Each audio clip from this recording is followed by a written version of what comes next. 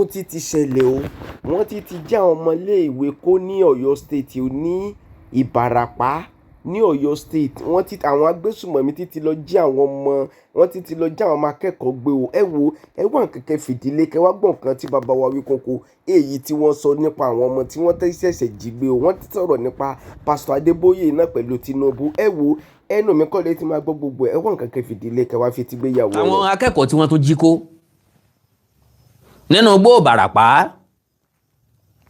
àwọn ọmọ ọlọ́mọ jẹ́jẹ́ àwọn ní eléyìí tó gbé mi wá gangan àti àwọn akẹ́kọ̀ọ́ tí wọ́n ń ṣèdánwò nẹ́kò lọ́wọ́ táwọn ajínigbé tún kì mọ́lẹ̀, wọ́n tún kó wọn, wọ́n tún káwọn olùkọ́ wọn. That is another incident tó tún ẹ̀sẹ̀ ṣẹlẹ̀. Ògúndá kan kò yìí tán, ó tún lóun Ògúndá méjì. Àwọn tí wọ́n kó àìrí wọn gbà padà, wọ́n tún kí àwọn míì lọ́rùn mọ́lẹ̀, wọ́n tún kó wọn wọgbó lọ.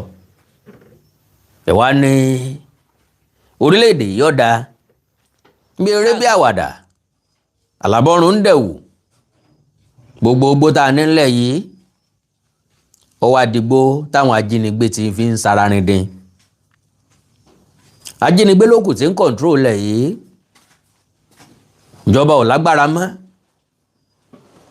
láti wá ṣèyí sí Olódùmarè.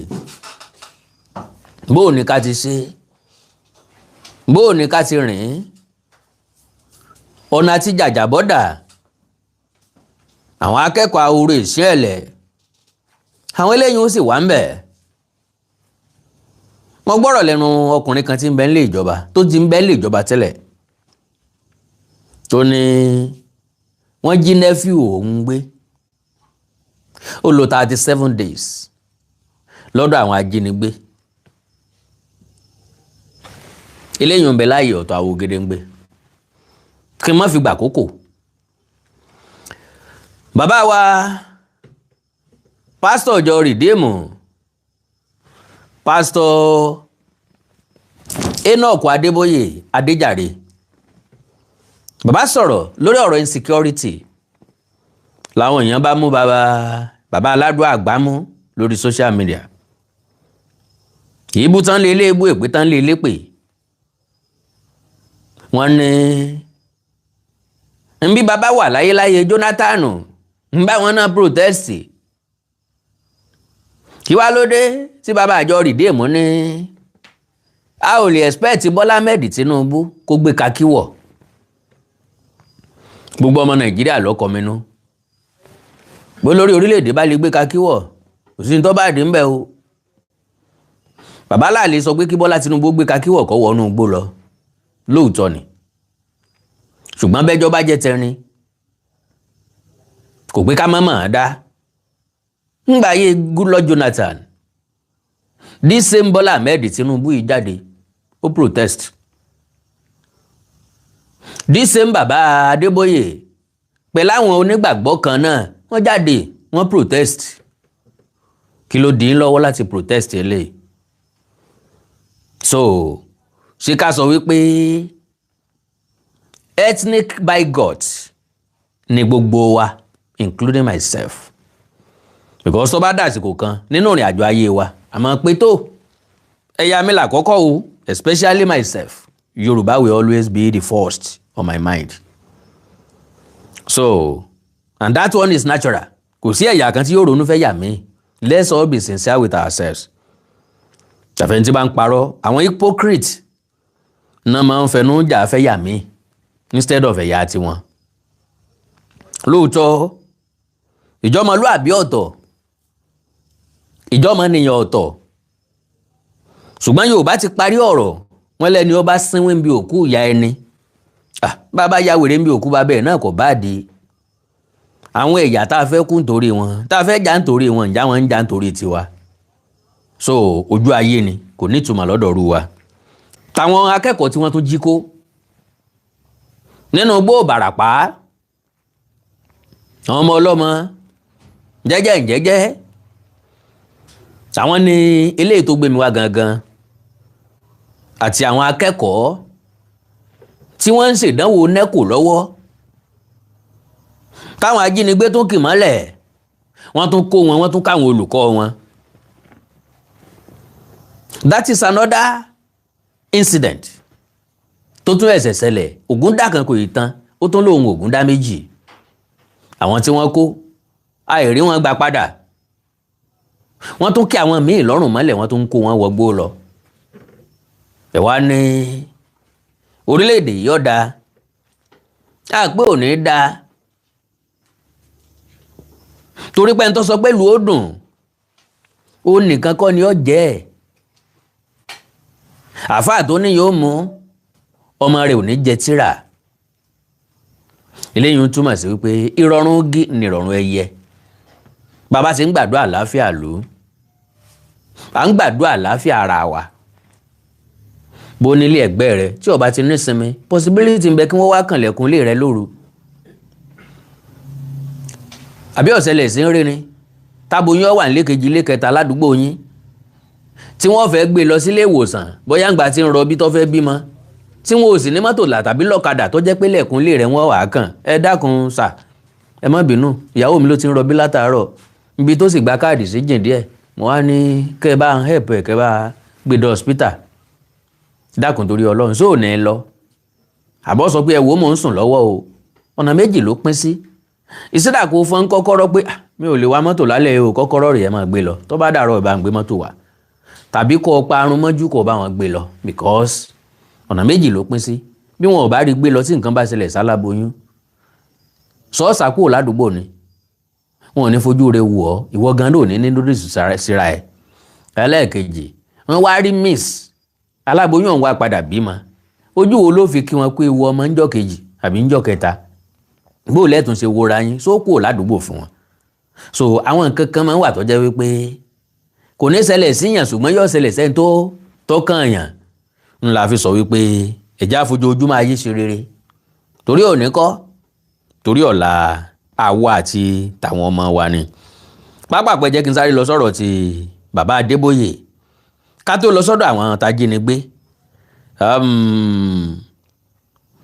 Bàbá Adébóyè ní Bọ́lá Ahmed Tinubu àlè expect ẹ̀ kó gbé kakíwọ̀ kó wọnú ìgbẹ́ lọ. Pápápẹ́ jẹ́ sáré débẹ̀. The General Overseer of the Redeemed Christian Church of God, RCCG, Pastor Enoch Adeboye, has defended President Bola Ahmed Tinubu against growing criticism over the worsening insecurity across Nigeria. Lóòótọ́ la gbọ́dọ̀ criticize Bola Ahmed Tinubu, lóòótọ́ ni. Ṣùgbọ́n tá bá wò dáwọn ibì kan, a wò wípé n tá ń criticize ẹ̀ lé lórí, òun kọ́ ló orchestrate ẹ̀, òun kọ́ ló dálẹ̀. Àwọn ará òkè ọya tí wọ́n dá insecurity ilẹ̀, wọ́n mọ nǹkan tí wọ́n ń jẹ lábẹ́ ẹ̀. Ọ̀pọ̀ àṣírí ń bọ̀ tí à ń bọ̀ wá tú lágbára Ọlọ́run kọ́ ló ń dẹ̀mí gbogbo wa sí. Tẹ́ẹ̀fì mọ̀ wípé àwọn èèyàn kan, àwọn alágbára kan náà ń bẹ́ẹ̀ ní insecurity. Because àwọn tí wọ́n ń jìyàn kò yìí, do you know wípé wọ́n láwọn ọ̀gá tó ń ṣiṣẹ́ fún? Iye àmọ́ǹtì tẹ́ bá san fún wọn gẹ́gẹ́ bí ransom, ọ̀gá ẹ̀hún ni ó wá gbé odidi owó yọ̀ọ̀yọ̀ sẹ́ńjì ilẹ̀ fún wọn bí wọ́n bá rí nǹkan rà. So àwọn ọ̀gá wọn ni ó gbọ́ owó, àwọn iléeṣẹ́ ológun dẹ̀ mọ̀ nípa rẹ̀. Sorry o, mò ń bọ̀.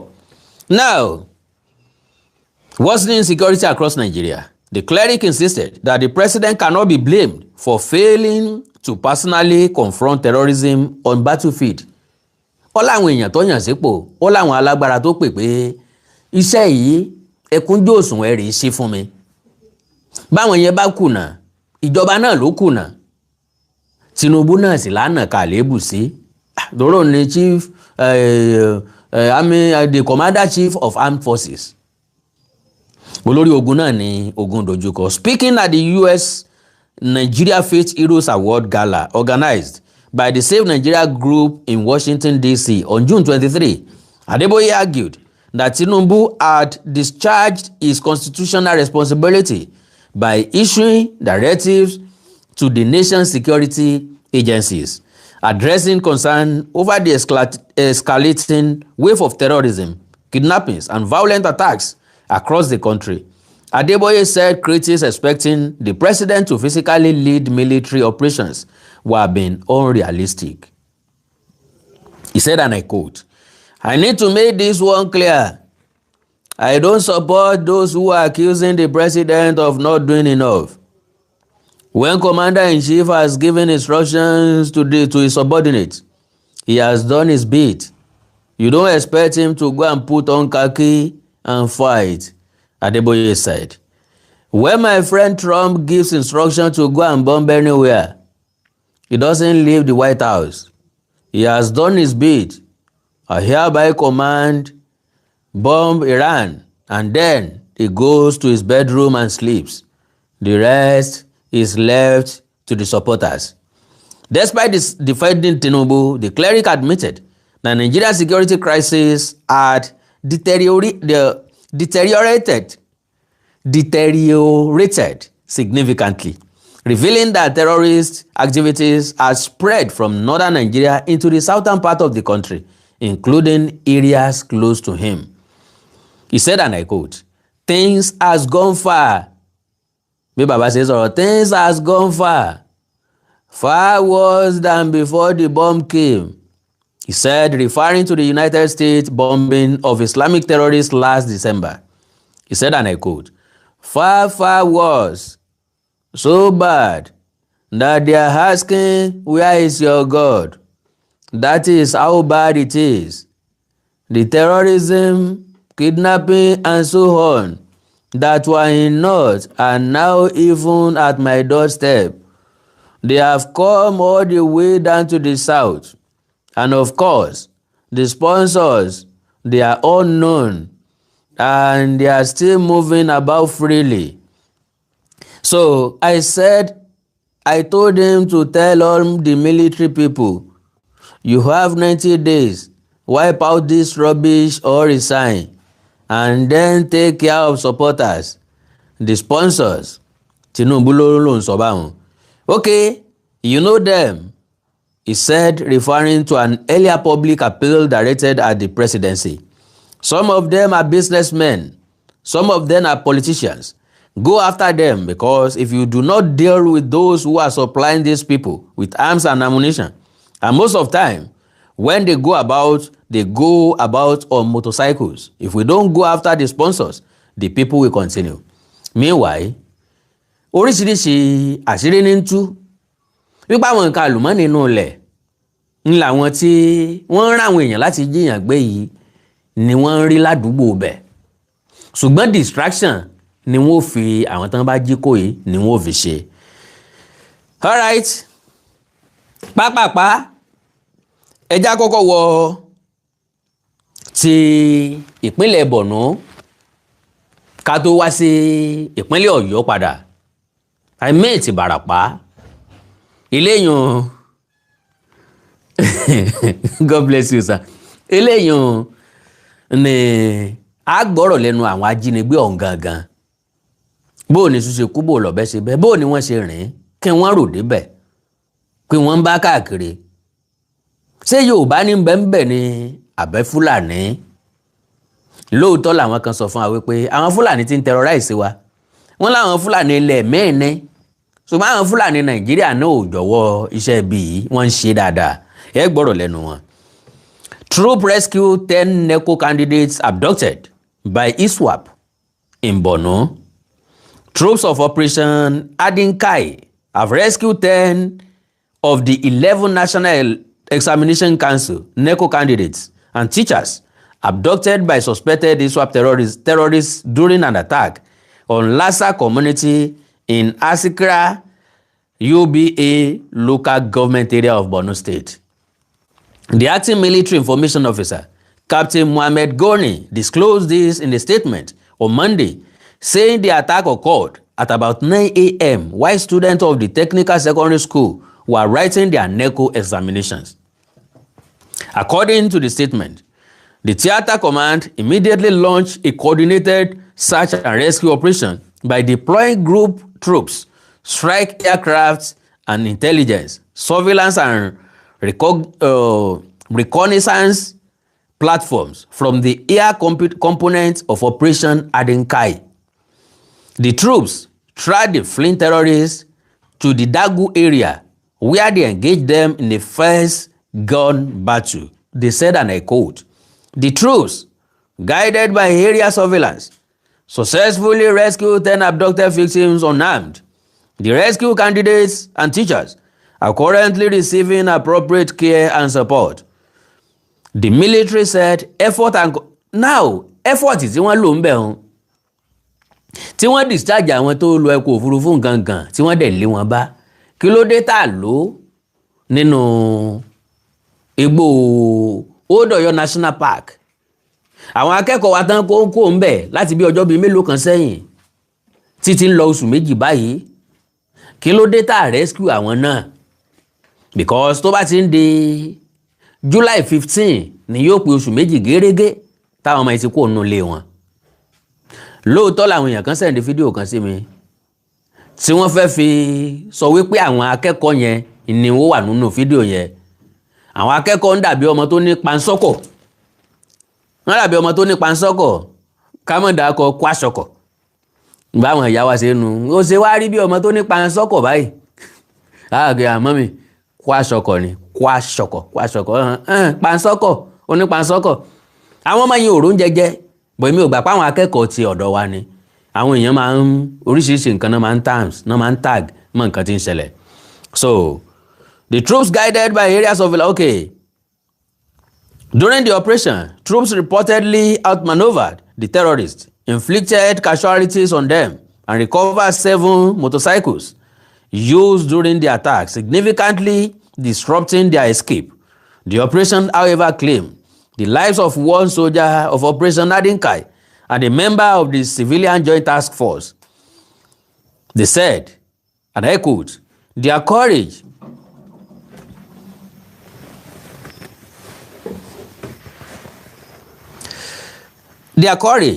selflessness, and unwavering commitments exemplify the collective resolve of security forces and local volunteers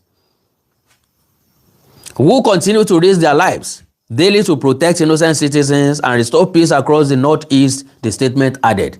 Kí wọ́n lọ wá bí jókòó o. Ní tí wọ́n yàn láàyò páwọn ó ṣe ni wọ́n ń ṣe o. Eléyìí ìṣe fọ́ọ̀tì wa o. Their courage, wọ́n mọ̀ pé ṣe sọ́jà làwọn fẹ́ ṣe. Ẹni tí ò bá ní courage ò kí ń gba kákí.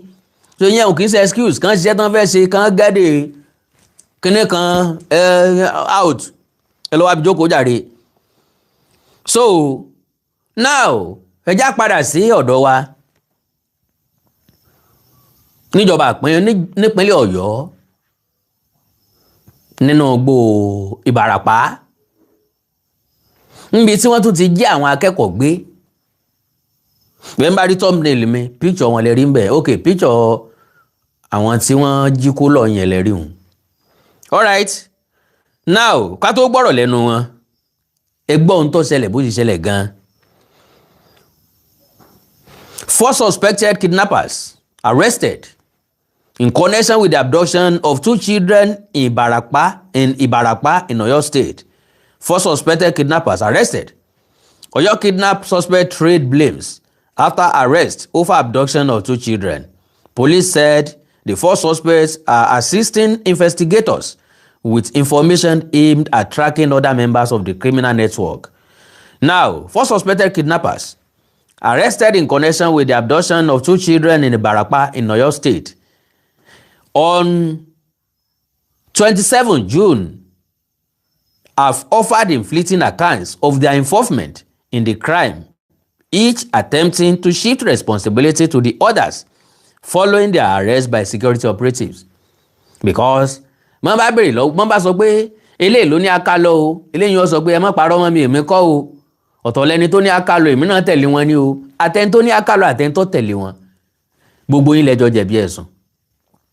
Now àwọn eléyìí nìsín sáfọwọ́ ra wọn lórí á fi wọ́n lẹ̀ ni torí pé wọ́n ti ní èṣù ló ti àwọn wọ́n lé èdè ni. Ó dá o, àjọ wò bóyá èdè náà ni o. The suspect Sunday Ìdòwú eléyàn ẹ ti rí pé kì í ṣe Fulani. The suspects Sunday Ìdòwú 30, Mohammed Shina 29, Abdullahi Ahmed 28 and Umaru Usman 25 were arrested during the joint operation involving the Oyo State Police Command, Amotekun Corps, local vigilantes and hunters after 2 children were abducted from Ebimpejo village in Lanlate, Ibarapa East local government area during invasion into the community. Now, ńgbà tá a bá ń sọ̀rọ̀ wípé iléeṣẹ́ ọlọ́pàá nìkan ò lè dáṣẹ́ ìṣe. Wọ́n nídìí àwọn ọdẹ ìbílẹ̀, wọ́n nídìí vigilante. Yorùbá ò gba advice mi torí pé mi ò lẹ́nu ń bẹ̀, torí pé mi ò mọ̀yàn, torí pé mi ò sí ń jọba. Àbá ti ní problem. Gbogbo àwọn tó pera wọn l'OPC, kíní kan thousands of OPC nǹkan. Why not join ọdẹ ìbílẹ̀? Why not join vigilante? If truly you want to work. Tí kì bá ṣe pé à ń ṣe fún personal gain. Yes. Successfully anybody ó join ọdẹ ìbílẹ̀. Everybody ti mọ̀ wọ́n, government mọ̀ wọ́n, náà fi ń ṣiṣẹ́ papọ̀ pẹ̀lú wọn. Ẹni tó bá join vigilante successfully ni wọ́n help wa láti rescue àwọn ọmọ yìí. Láwọn iṣẹ́ pọ̀ pẹ̀lú àwọn task force, pẹ̀lú àwọn ọlọ́pàá. Wọ́n wà recognized by law. OPC ò dúró gẹ́gẹ́ bí security agency. Mọ̀ ṣìra rẹ̀ gbọ́. OPC wọn ò dúró, wọn ò wà recognized gẹ́gẹ́ bí security agent. Because they have not or never discharged any duty in that lane as far as I'm concerned. Gbogbo nǹkan bá ṣe through directive of their leader ni.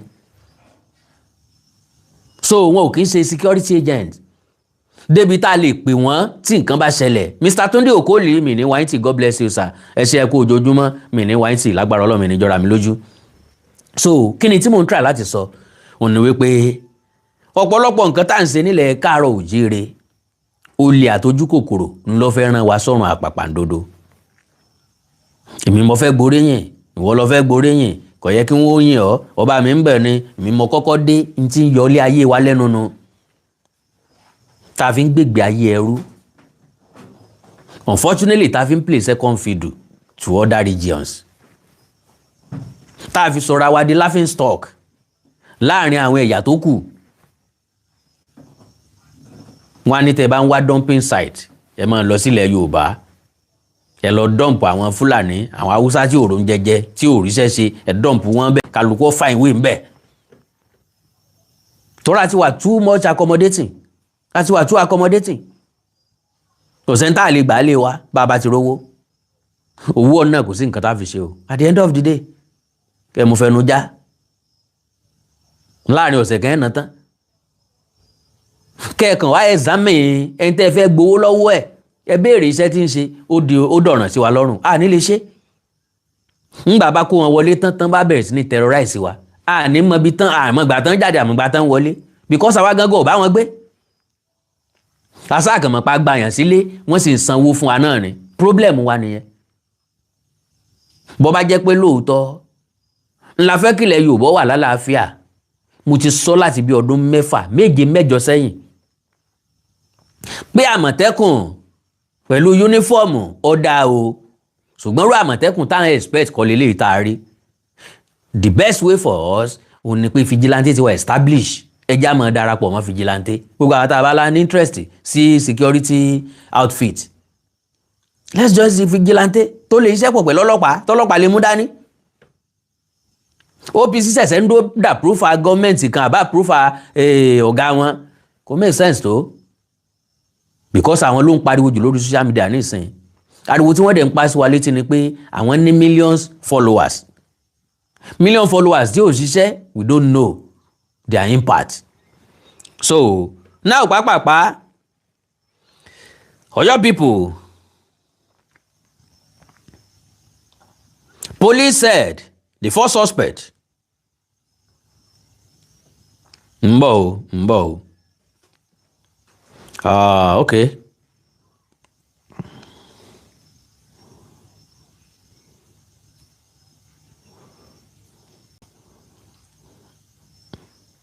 Okay. Àmọ̀tẹ́kùn call local vigilante and hunters after 2 children were adopted from Ibimpejo village in Lanlate, Ibarapa East local government area during invasion into the community. The Oyo State Police Command said armed hoodlums invaded the community on Friday, ransacked houses, assaulted residents, and abducted the children before fleeing into the forest. Wọ́n jà wọ́n lólè nínú ilé, wọ́n jà wọ́n lólè ara báwọn o. Ọmọ kéékèèké làwọn ọmọ tí wọ́n mú yìí o, tí wọ́n ń terrorize odidi ìlú o, tí wọ́n ń wọlé táàdẹ̀ rí wọn lé mú, táàdẹ̀ rí wọn gbá mú. Gbogbo eléyìí ń fún alápẹ̀rẹ̀ pé ogun àtẹ̀yìnjá lè jà wá at any time if care is not taken. Ogun because a wà ní múra sílẹ̀ rárá ńlẹ̀ Yorùbá. Ojú méjèèjì la fi ń sùn, gbogbo ẹnu la fi ń sùn, ká sùn ká hanrun, ká sùn ká watọ́ bá a ṣe ń sùn nìyẹn. A wà prepared at all. Anything ló lè wọlé sí wa lára. Ńgbà tán bá wọlé sí wa tán bá cause damages tán lọ tán láìsẹ̀ máa sáré káàkiri á máa gbọ̀n jìnnìjìnnì káàkiri. Njọ́ àjò la máa ń rè kan náà lè káàrọ̀ òjìrè. Àwọn mẹ́rin yẹ wo didi community wọ́n terrorize wọn, wọ́n jiyàn gbé, wọ́n sì sá lọ. Bẹ́ẹ̀ náà just like that. Àwọn géńdé bí ó sì wórí TikTok wọ́n máa sọ nonsense fún wa. All right, they all say police okay into the forest. In a police statement signed by its PRO Anyalade Olayinka, the Commissioner of Police Abimbola Olugbenga immediately ordered the coordinated rescue operation involving multiple security agencies. Igi kan kì í dágbó ṣe. Ìbàdí kò lè jòkó lẹ́ni. So, security operatives tracked the suspects to a hideout in forest where a gun battle ensued after the kidnappers allegedly opened fire on the advancing security team. Òrejò ń sá ejò ń sá kálukú ló gbọ́dọ̀ wà ní múra sílẹ̀. Àwọn tí ń wá èèyàn mọ ibi tó ń tọ̀ ń wà specifically. Àwọn ajínigbé tí wọ́n dì ń gbúrò ẹsẹ̀ tán mọ̀ pé àwọn èèyàn wá wọn bọ̀ wọ́n wà ní múra sílẹ̀. Àwọn ló kọ́kọ́ máa attack yín. Ń tó ṣẹlẹ̀ sáwọn olóyè Sunday Adéyẹmọ Ìgbòho àti irú ẹkùn náà. Lẹ́yìn tí yẹn bá ti wá wáyé tí first attack ti wáyé ọ̀nà láti pursue wọn ló tún kù. Wọ́n sá máa yìn wọ́n máa sá lọ náà ni. Tán bá dẹ̀ dúró sójú kan bí ìgbà tí èèyàn ń jagun náà ni fire for fire ni ó jẹ́. So allegedly open fire. Gun battle ensued after the kidnappers allegedly opened fire on the advancing security team. Now, separate interview conducted by 9 channels and Arise News after the suspect arrest showed the suspects deny key allegations and accuse one another of masterminding the operation. Ẹni tó mastermind ẹ̀ ò mátà. Gbogbo ọ̀nà sálọ́jọ́ lọ sóko olè. Gbogbo ọ̀nà ní ìdájọ́ tọ́ sí. Gbogbo ọ̀nà ní ìjìyà tọ́ sí. Àti ráwọn eléyìí ohun ẹ̀ má jẹ́ kí wọ́n bọ́. N táwa lè sọ fún iléeṣẹ́ ọlọ́pàá nù.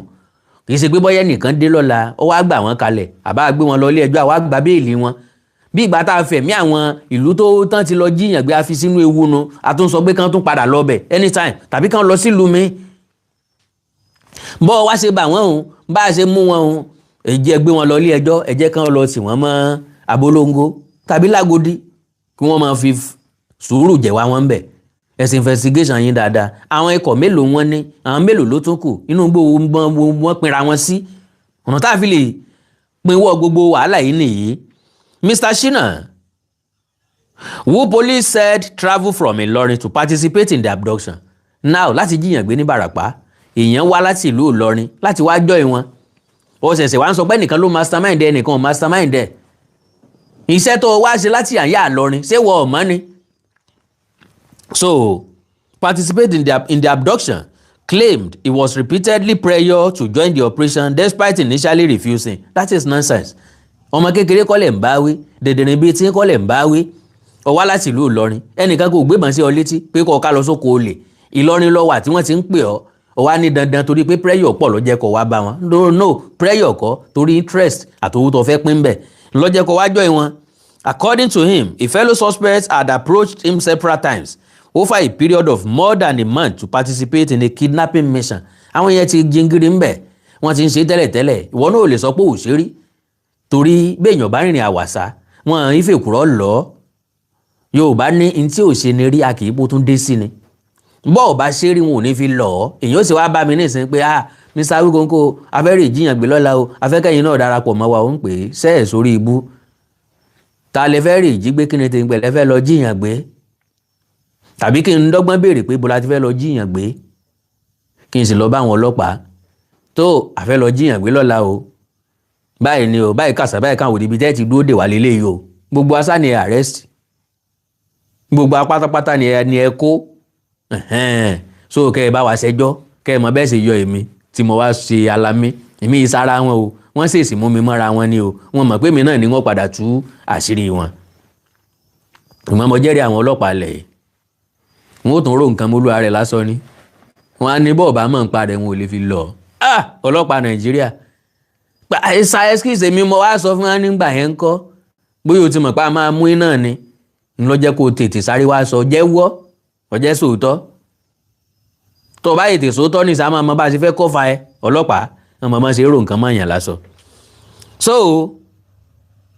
now he said, and I quote, "It has been more than 1 month since he approached me to join the operation. I told him I was afraid." Mr. Ademola Oguntade, God bless you, sir.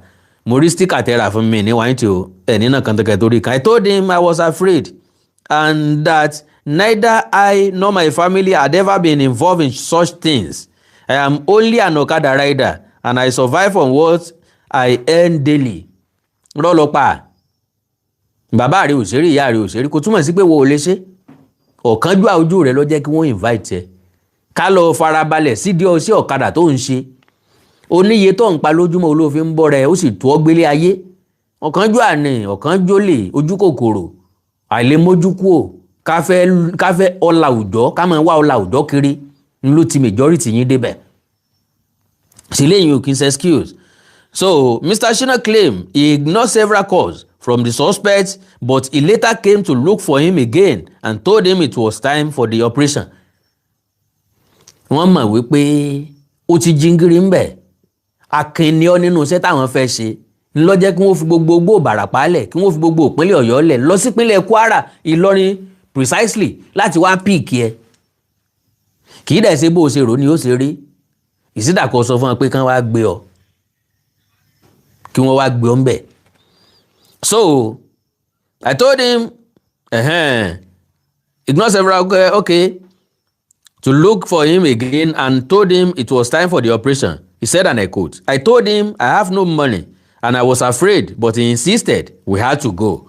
Mr. Ahmed, who was accused by other suspects of supplying weapons used for the operation, also denied the allegation. The suspect, who identified himself as a S-man, said he was introduced into the matter through another individual and insisted the firearms belonged to Idowu, another arrested suspect. He said, and I quote, "He sent someone to me. The gun belongs to Idowu. Mr. Idowu, whom police described as a local collaborator. And tó wà nítòsí tó invite wọn wá òun náà tún jiyàn ó tún ní òrí bẹ́ẹ̀. However, rejected the accusation and claimed he had repeatedly distanced himself from discussions about the operation. He admitted handing over a firearm but insisted it was faulty and unusable." Ó ní ìbọn tó ń gbélé wọn lọ́wọ́ òṣìṣẹ́ ó ti bàjẹ́ torí ẹ̀ ló jẹ́ kó wọ́n kẹ́lé wọn lọ́wọ́. He said, and I quote, "If not for ignorance, I should have reported him, Ahmed, to the police a long time ago because he had been discussing the operation with me for a long time." Ìyẹn túmọ̀ sí pé plan ti wà ńlẹ̀ kí wọ́n tó execute project wọn kì í ṣe pé wọ́n kàn déédéé gbéra ń jọ kan wípé ẹja rè jiyàn gbé wọ́n ti ń plan ẹ̀ sí pẹ́. Mr. Idowu alleged that one of the suspects gave him money to purchase bullets but said he never bought any bullets. Bí ọba mọ bí wọ́n ti ń ta ọta wọ́n ṣe kówó fún pé kó rèé rà á. No problem. He said, and I quote, "The gun had been faulty for a long time. It belonged to my brother. I didn't think they could use an empty gun for such an operation." Meanwhile, Mr. Usman, whom investigator identified as the coordinator of the operation, denied leading the gang and accused the other suspect of falsely implicating him. He said, and I quote, "It is true that we were arrested, but their claim that I coordinated the operation is a lie. I have never done this kind of thing before. My family has never been involved in such activities." Kò pọn dandan kí family yìí ó involve in such activities. Ntẹ́mi náà ń ṣe family mi ò ṣe rí. So kò pọn dandan èèyàn kan lè jẹ́ ẹnìkan tí gé lọ́wọ́ nu ilé tí ó sọ gbogbo ilé ìdílé agéka. Èèyàn kan lè jẹ́rù kan ṣoṣo tí ó máa mú ní gbogbo ẹrú. Pé èèyàn máa pe gbogbo ilé lọ́mọ ẹrú ọmọ ẹrú gbogbo yín o. Mr. Usman offered an unusual explanation for his involvement, claiming he acted under his spiritual influence. Ìdí ni wọ́n ń sọ, àbórí wọn dàrú. He said, and I quote, I was under his spell, he said. If I had been in my right senses, I would not have been involved. Irọ́, left senses lower. He insisted he neither recruited the suspect nor coordinated the operation, adding that the others knew one another before he became involved. Arrest and rescue. Giving update on the arrest and rescue operation, the police spokesperson attributed the success to credible intelligence. This same credible intelligence ṣe interpret ẹ̀ sáwọn ọmọ wa tó wà nínú igbó Old Ọ̀yọ́ National Park till today. Àwọn ọmọ 39 tán ti kó, ọmọ méjì wọ́n jí kó tẹ sáré gbà padà. Ọmọ 39 ti ń bẹ nínú igbó for more than 40 days now tá àti rí wọn gbà padà. Àwọn eléyìí ń kọ́ sà. Coordinated intelligence ò ṣiṣẹ́ fáwọn ni. Ó sì á jẹ́ pé àwọn méjì nìkan ló ṣiṣẹ́ fún. Oko etílé ládìẹ lè ro, oko ẹsẹ̀ kùkú ládìẹ lè yẹ̀.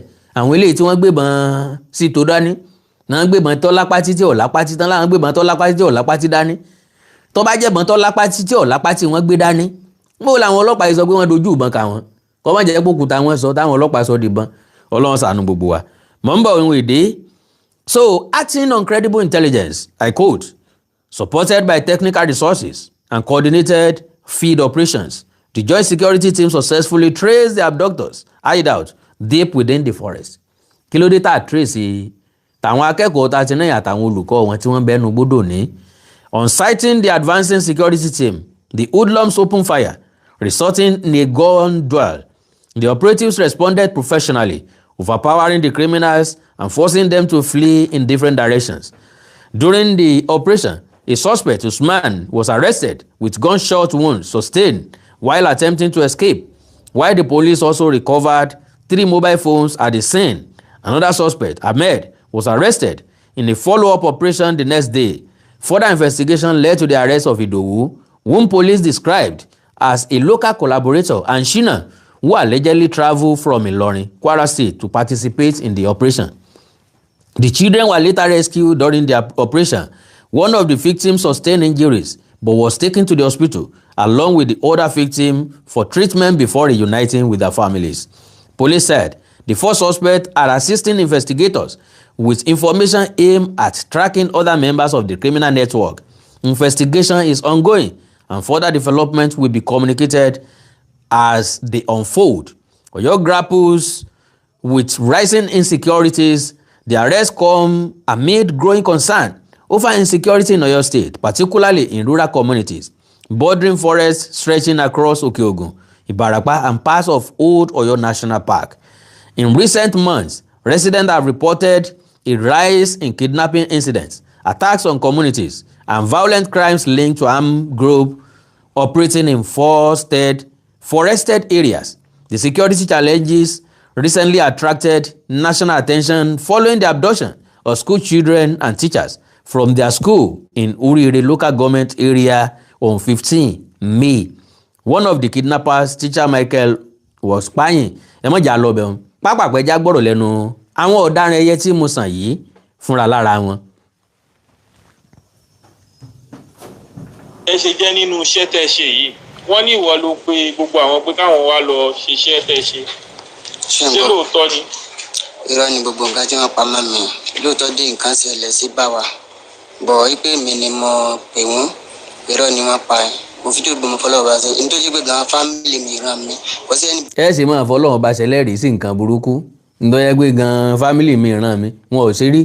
Ìwọ sí owó tó ti wá ṣe ń kọ́. Ọ̀dì tó ṣe rí àfi èmi gan ni ṣe rí.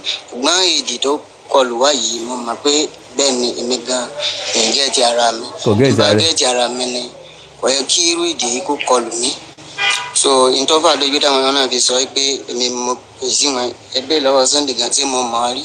Àwọn mẹ́tẹ̀ẹ̀ta àwọn àjọ mara rí ní ìmọ̀ wọn. Ìpè kájọ sọ̀rọ̀ pé èmi ni mo fa ẹnìkan wá. Ní ìfẹ́ anybody wá. Gbogbo yín tì síra yín ta gangan wá ni ó sọ pé ókè ẹja lọ ṣiṣẹ́ ẹ̀ torí bá ṣe bí gbogbo yín nìsí oníkálukú sọ pé eléyìí ló. Mo fi tútù gbìmọ̀ fọlọ́wọ́ bá ṣe ẹlẹ́rìí iwájú àti èèyàn. Ìpè tó bá yẹ pé mẹ́nìkì má bọ̀ níbi tí mo wà. O ò lè bọ́ ń bẹ̀ tẹ́lẹ̀. Mo fọlọ́wọ́ bá ṣe. Báwo lóòótọ́ ókè ó ti sọ pé wọ́n gbọ́ báwo wá ló ṣe wá jẹ́ ara àwọn tẹ́ ẹ jọ lọ ṣiṣẹ́ yìí. Ṣé ń gbọ́ mi? So lóòótọ́ ni ìgbà tí ìdìyàn dì mí sínà pè mí lérí aago ìgbà tó pè mí lórí aago mo wá bá. Ṣínà ti mọ̀ pé ènìyàn di ọ̀ tẹ́lẹ̀tẹ́lẹ̀ kó tó pè ọ́ lórí aago ọmọ ẹran. Nítorí ní fi ń dínà pé èmi ni mo wá pè lórí fóònù ó sì ń parọ́ ni. Nítorí ń dínà pé èmi mo sí irọ́ ló pa. So èmi àti Sínà àwa la jọ wá bá àbí kí n jẹ́ kínní Abdullahi. So wọ́n ṣàjọ sọ̀rọ̀ èmi ọmọ nǹkan kan pa nítorí èmi ṣáà sọ fún wọn pé nǹkan yìí ìbàdí èdè tí àwa kọlù mí kí n kí àwa máa tí mo ṣe mọ́ bí èdè yẹn sì kọlù mí kò mọ tó ṣe kò gé ìjọba wọn lọ ni. Báwo lẹ ṣe mọ̀ pé Abdullahi níbọn àbí ta ni. Wàláì tàláì àwọn náà wọn jọ sọ ṣùgbọ́n èmi ń tèmi rí mò ń kàn tẹ̀lé wọn lọ ṣùgbọ́n mo máa ń gẹ̀ẹ́jì ara mi tí n bá gẹ̀ẹ́jì ara mi ni kò yẹ irú nǹkan báyìí kó ṣẹlẹ̀ sí mi. Kí ló ń sọ rẹ? Umaru ni. Umaru kí ni? Usman. Umaru Usman. Ó lè dì ní ìkànnì sí ọ̀kadà ló ń ṣe wọ́n wá wọ̀ láti ìlú Ìlọrin ni ìlú Ìlọrin kìí ṣe ìlú fìtínà fa ìlú Ìlọrin kìí ṣe ìlú jàgídíjàgan ìlú tó jìnnà síná tó sún màálù jánà Ìlọrin ni. Well, ẹ̀yin alára wa gbogbo ọmọ káàárọ̀ oòjíire bí a kò rí fún wa o láti pe àrópọ̀dọ̀fínú wa kásìmí àǹtí síra wa lágbájá lọ́jẹ̀bi tàmẹ̀dùn lọ́jẹ̀bi òkú tó ti kú ìbálàyé rojọ́ o ẹ̀ǹtàn bá jí gbé ni ọmọ wípé inú gbọ́ ọ̀rọ̀rùn o lásìkò òjò yìí o ẹ̀ǹtàn bá jí gbé ni ọmọ wípé a máa nira kí wọ́n tó dáwójọ fún èèyàn kọ́lọ́wọ́ ṣàánú wa ni o everybody manage ara ẹ̀ ni o nọ́mbà lu majority wa pẹ́pẹ́pẹ́ wọ́n lè mọ́ bá 20,000 lọ́wọ́ wa make sure wípé wọn ò jí ọ gbé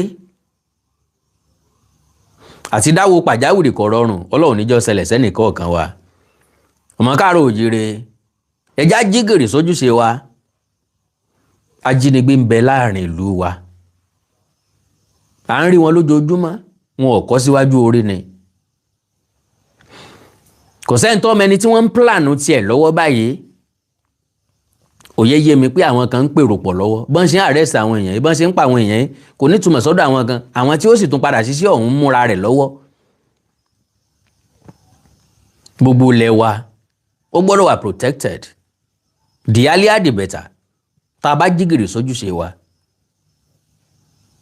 so àánú Olódùmarè ò ní fi wá sílẹ̀ o ẹ like ẹ follow page mi lórí Facebook